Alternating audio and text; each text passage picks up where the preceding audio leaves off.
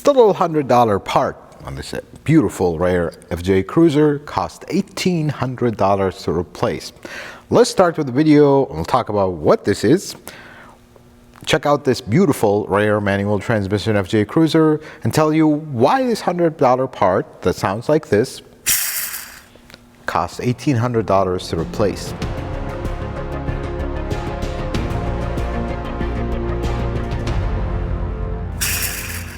I still can't believe this.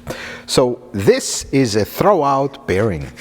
So the way the clutch works is you have a pressure plate and then the clutch, and then this is actually what pushes on the pressure plate to disengage the clutch. Now the transmission stops running, but the engine is still running, so this bearing starts spinning. So this beautiful FJ Cruiser, every time you press the clutch, it makes all kinds of noises. I mean, listen to it.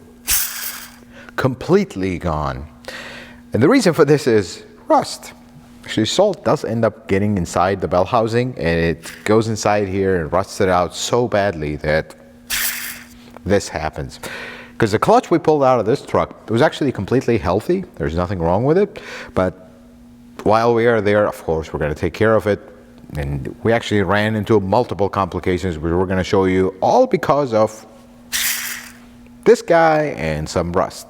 Let us first check out this very rare FJ Cruiser manual transmission, because actually a lot of folks are not aware that there is a manual transmission, and no, it is not a 5-speed, it's actually a 6-speed. Let's check it out. So here's something super interesting about FJ Cruisers before we take our tour here. They actually came with a manual transmission. Many folks are not aware of that. And the coolest thing about them is all the year range had a manual transmission, not just certain years and then it was gone. And the other cool fact is it was a 6-speed, not a 5-speed. And it's actually kind of a unique transmission to this. It was an RA61F. It only came in 4-wheel drive iteration, did not come in 2-wheel drive, even though if FJ did come in 2-wheel drive, it's completely against what it stands for. In certain markets, in very low quantity, there was actually 2-wheel drive models. But something very unique about this transmission, nobody knows nothing about it because it is truly bulletproof. It does have a few unique things. When we lift this thing on the rack here, we'll look at it and we'll talk about them. Well, let's look at the inside of the FJ with the manual transmission. Super rare to find, especially in good condition. It is not your average transmission. So most Toyotas, their reverse will be kind of here. This is actually 6 gear. The reverse here is you push it all the way and then up. That is reverse. That's the case with six-speed transmissions. But the cool thing is it has a very long shift stick. This is a very unique FJ to have manual transmission, manual transfer case. This is how it should be, and this is just, if you ever find one of these, they're actually super rare, and it's a very robust transmission, except when the throwout bearing decides to go off from rust. And while we're here, let us talk about some of the interesting, unique quirks of the FJ Cruiser. Let me come around. This model that has a backward opening door. It's a very interesting setup here. So initially you look at it, it's just a door that opens backwards. But actually the latch of the door, the striker, is right here at the top. This is the only way they could do it. And because this is a short car, they did not really need any reinforcement here because this is all the opening. It does have decent space in the back. And the other thing about the FJ, it doesn't have carpet. So the carpet is actually rubberized. And the reason for this is you can go severe off-road and get it all muddy and just literally hose it down. Don't do that because they're not actually waterproof. But then they have a 2-wheel drive model. This is, sometimes Toyota does things that are very interesting. So this handle, and more on the technical side, if you are old enough and you've worked on the older cars with like the manual cranks, they used to have a little U-clip that holds the manual crank windows. This one actually has the same clip. You put a screwdriver, pop the clip, and this handle comes out. It's pretty interesting. The other thing with the FJ Cruiser is the 3 wipers. And may I say the 3 useless wipers. The windshield on the FJ is one of the first complaints about the FJ. I mean, you will be having here's how the speed dial will go. First, if you're married, the most important person in your life. The second number after that is the glass guy, if you own an FJ Cruiser. Because just look how this glass stands. I mean, if the car next to you gets hit with a rock, you already get a chip. Look how many chips there is already. There's a rock chip right here. There's a rock chip right there. And is this the original glass? I highly doubt this. It says Toyota on it. It's probably a replacement. And you will go through so many windshield glasses with this. It is just the norm. And people will always complain, well, the wipers don't work right. You replace them. They still don't work right. You replace them again. They still don't work right. Even with the 3 wipers, they still don't work because of the angle of the glass. Folks, if you own one of these, you know what I'm talking about. If you're gonna own one of these, just get used to not seeing very well. Speaking not seeing very well, let us look at the visibility through the back. That is one interesting thing. Because of this very cool door, you have a massive structure here, which this is actually the structure of the car to keep the roof from caving in. So your blind spot is a literal blind spot. You see nothing. Look at it through here like you're looking at the car. All you see is just that. And then, oh wait, but I can see through that tiny window. It's blocked with your headrest. And then wait, let me look out of the rear window. Everything you need to see is covered by the spare tire. Everything you do not need to see, you can see. And then you come in the back, and this is the kind of the hallmark of this. At some point later years, because this giant spare tire blocks all your visibility going down, and this is such a high truck, and this has a very small window, they decided to add a backup camera. But where did they put that backup camera? Did they put it here? No, all you see is a spare tire. No, they actually put the backup camera right on the spare tire. Literally right here. That's the backup camera. You can tell that they were not thinking about this, because this was kind of a retro design that it was not meant to be lived with in the real world. But people actually bought these cars and put a lot of miles and used them daily because they were super cool. And the last thing about these, the giant door. The last car to not have this door anymore is the Lexus GX. Now with the GX 550, we don't have this door anymore. Here it is, the giant side opening door. Otherwise, these were pretty normal cars, and in case you didn't know, this glass actually opens. Most people don't know about that. As I close this door, once I get the key, because this was the interesting part about it. So you get the key, there's a keyhole here. You have to hold the key, then this glass opens for you to not be able to reach anything because the spare tire is here. I mean, I suppose you can go on the side, but it's such a weird angle. That's just I think these quirks make the FJ Cruiser just a very interesting car from a company that normally makes sensible, kind of basic cars. But here we are with the FJ Cruiser. And the last thing about the FJ Cruiser that probably even owners don't know, this is a Land Cruiser key or a Lexus key. The only 2 models that ever got it were Lexus and the Land Cruiser specifically. Everything else got a different key but the FJ Cruiser. So this was your cue that this was actually built like a Land Cruiser, and it is. Let us get it on the lift, let's check it out, and we'll talk to you about some other complications we had when we were replacing this clutch. Let's take a look underneath the FJ Cruiser manual transmission. This is the RA61F transmission, distinguishable by one thing. If you look all the way up here, there's this plastic cover with insulation on top of it. Usually you don't see that a lot in Toyota manual transmissions. This one doesn't have it. It's just an insulation, nothing really about it. Pretty cool. Now, when we removed this transmission, this truck is a little rusty. You see some rust, but it's not rot or anything. The frame is good. This is something very common with these. if you own one, you do want it to get them coated and take care of them, because when they rot, unfortunately, that's the end of that. So there was a lot of things that broke. I mean, a lot. I was initially worried about the bell housing bolts, usually the bottom ones. So what happens with these is, this is a steel bolt and it goes into aluminum versus aluminum.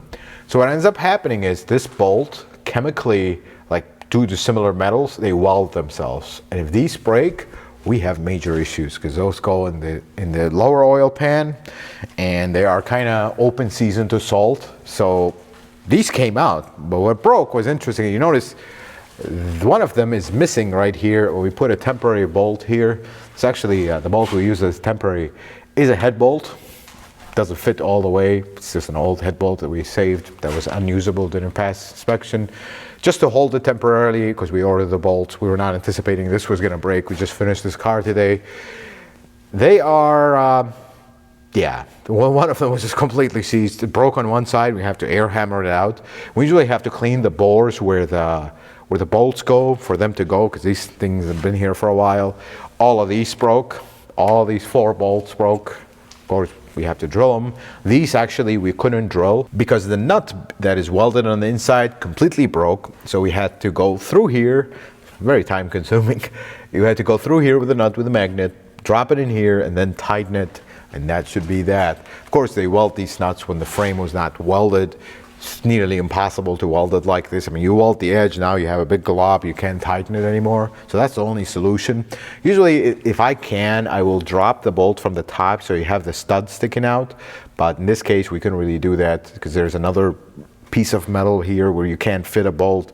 So we ended up putting the nut and just carefully tighten it, and hopefully it wouldn't give us too much of a hard time next time. Basically, next time we'd cut the heads of the bolt and kind of magnet here and get it out, because if you think of the next person that's going to take this apart, probably a long time from now. The other complication we had actually one of these clutch lines that was completely rotten and it broke. So part was in back order, and we're not going to hold up this car for a very long time. So I custom made a line. It's actually nickel copper, very nice material to work with. It doesn't rust, doesn't do anything. So see, that line goes it was really difficult to get it exactly the same as OEM, so it mounts up to the right brackets, but we got it done. It actually mounts up here, here, and there. 3 spots that it mounts up to. So we got that to follow the OEM look. I just don't like some mechanics will just say, it's just a line, we'll just run a straight line here. We spend the time to at least try to copy the bends as much as possible so it's bolted down properly and it looks proper, works properly. But other than that, we actually, not a lot broke on this, and that was a surprise. I was anticipating, like I almost said it from the beginning, these bolts that hold you can see them right here, the bolts that hold the transmission mount, those are guaranteed to break. No, it came right out. Now it's pretty cool. But something about this is actually missing another shield. We didn't want to put it on until we're 100% done, or wanted to make sure these lines, we put a little bit more miles on them before we call it 100%. But they have replaced the front calipers, which is another super common thing on these. They love to seize up. One piston seizes up and you have all kinds of wondering. And then the wheel bearings, these are tight, which is good. Folks, if you see ball joints that look like this, I get this a lot in the shop. Folks will see that and be like, we need no ball joints. You actually don't. I mean, you see a little bit of grease. If a tiny little piece, a little bit of grease comes out and then it stops, you notice it's dry. It's not really continuously leaking. The boot's not ripped. We're not going to worry about it because the ball joint has a lot of grease in it in the boot. If a little bit of it leaks out, we don't have play. We don't have kind of noises when you turn. Usually when these get dry, they'll start making noise before they actually wear and have play. So if you see that, that's normal. Don't worry about it. Don't go replacing an expensive ball, especially in this case. The ball joint is part of the control arm, so you don't go spending the money just because you saw a little bit of grease. But this truck, otherwise, like to our southern friends that don't have rust, this is horrendous. But this is the norm around here. This is actually pretty acceptable. I mean, you see all this rust here, but there's no rot. Usually with these, if you come around, Jose, we're showing them this. This is the first area that gets rot. This is solid solid steel right here. Same thing on the other side. This is solid. I don't see any issue. This is all surface rust. You can kind of wire brush it, pressure wash it, and coat it. It should hold. The other area that loves to go on these FJs is right here. This complete section will collapse. This one does have quite a bit of surface rust here. I do recommend to the customer that if we were going to keep this car, I actually just bought it. If we're going to keep this, we might as well get this cleaned up and coated just to protect it. Another same spot here. And then the last spot is where the AC drain is, which this one, it does have a lot of crusty stuff, but it's all solid. This frame is good, and that's the main thing with these. If you ever buy one of these, that's the first thing you'll look at is the frame solid? Because when these frames rot, it's over. And I'm looking at these brake lines. I mean, I don't understand why Toyota didn't coat these all the way, or at least put a protectant. You see how they start to crumple right here? These are not bad at all, but that's what the clutch line was doing. It had one of these that popped. As soon as we moved it, popped. Same thing here. If you actually disturb this, you might end up breaking it. They're just weakened, but they're not leaking yet. If we look at the very back, and the back end here, these lines also love to do that. And they don't do that here, they do that right there. See where they connect? You see how this one is completely rusted? This one right here? That one eventually in the future will leak, and then where it connects, the other spot is right here. They love to leak in that area, and then here. But these are actually not bad at all. This truck is really in good shape. Yes, it is rusty. That's pretty normal around here, but it doesn't have rot, and that's the biggest thing. And you notice there is a big void here. See, the FJ Cruiser is a modified 4Runner frame. It looks very similar. It's actually exactly the same, except it is shorter in the back. It's kind of an odd frame. So this void in the 4Runner is where the spare tire would go. Here wouldn't fit. That's why they put it up there, because it was shorter in the back. But what the result of that is, the charcoal canister is wide open. Right here, super easy to access should there be any issues, although they don't really have issues. And with that, there's something about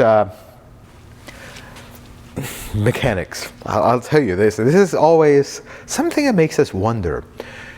You know, all my career, I don't think I've ever replaced a charcoal canister on an FJ Cruiser. Done a lot on 4Runners, done a lot on the ones that are extremely difficult to get to, but never for FJ Cruiser where it's sitting right here.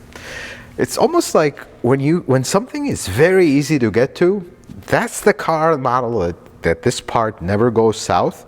But the ones that are buried and really difficult to see, like their second-gen Prius, those are the ones that go bad. It just always makes us wonder, like, why only these models go and these don't? I mean, they're better protected. This one is exposed to the elements, but they don't. But getting back to what started this entire job, which is the throwout bearing.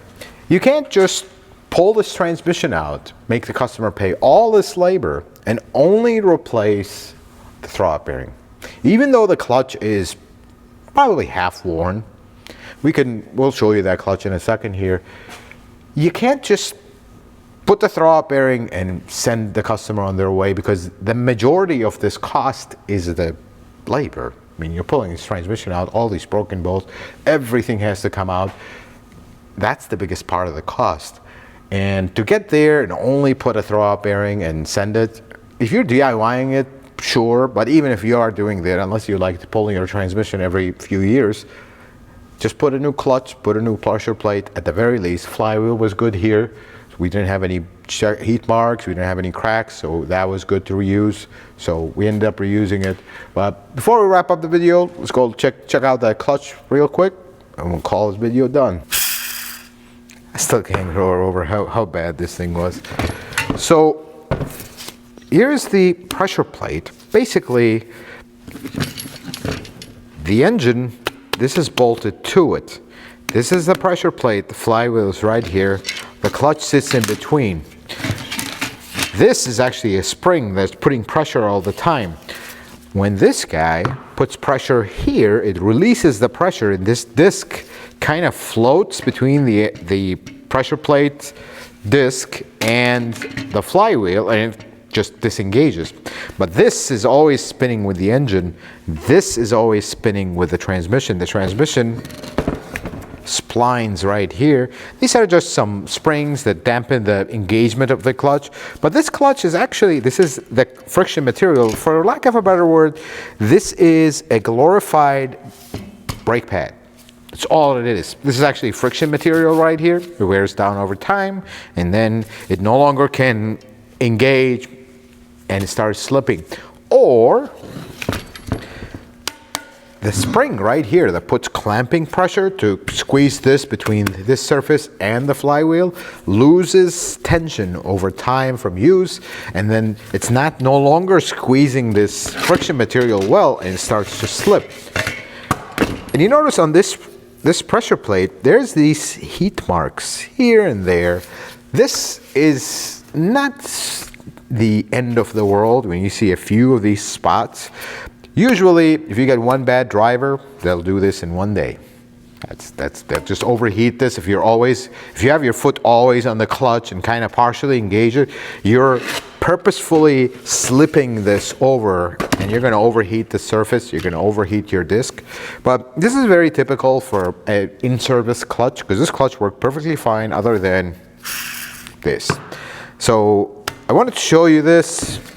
Usually what ends up happening with these discs when they wear out, there are rivets that hold the friction material in. Because this is a much heavier duty friction material, you're not going to have glue like pads, and pads wear off much faster. This is going to be here longer. So they put rivets. Actually, it was a thing from where I come from, the country where I come from, because parts were not available. There was shops that would grind down the pads and put friction material, and they put rivets to hold them in place because glue was not available. So this is the story of this beautiful, rare FJ. This clutch probably would have lasted another 50, 60, maybe even 100,000 miles if you're a really good driver. But because of the throwout bearing here, we had to do all this. And of course, at that point, you're right there, few $100 in parts. You spent the labor, might as well renew everything here. You won't go there, hopefully for longer this time, because this guy kind of went out early. Folks, I hope this video was helpful and informative. I hope you're doing something new. If you like it, consider giving it a thumbs up. If you're not a subscriber, consider subscribing to the channel. Check out some of my other videos. Until the next video, folks, may the Lord bless you and keep you, and you have yourself a wonderful day.